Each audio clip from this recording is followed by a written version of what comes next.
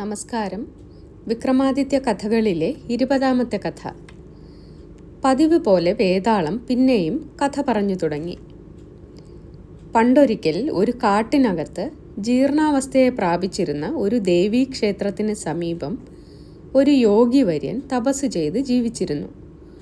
ഒരു ദിവസം വഴിയാത്ര ചെയ്ത് അവശനായിരുന്ന ഒരു വൃദ്ധ ബ്രാഹ്മണൻ ക്ഷേത്ര സവിധത്തിലെത്തിയപ്പോൾ കൈകാലുകൾ തളർന്നു വീണു.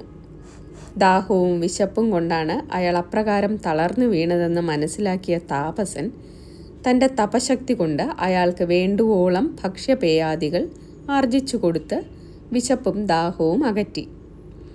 അനന്തരം അയാൾക്ക് ദിവ്യശക്തിയുള്ള ഒരു മന്ത്രവും ഉപദേശിച്ചു കൊടുത്തു.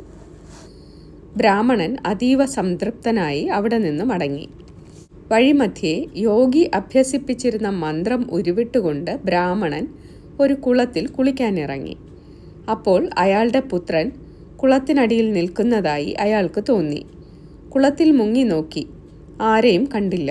പിന്നെയും മുങ്ങാൻ ഭാവിച്ചപ്പോൾ മുമ്പത്തെ പോലെ സ്വപുത്രൻ വെള്ളത്തിനടിയിൽ നിൽക്കുന്നതായി അയാൾക്ക് തോന്നി.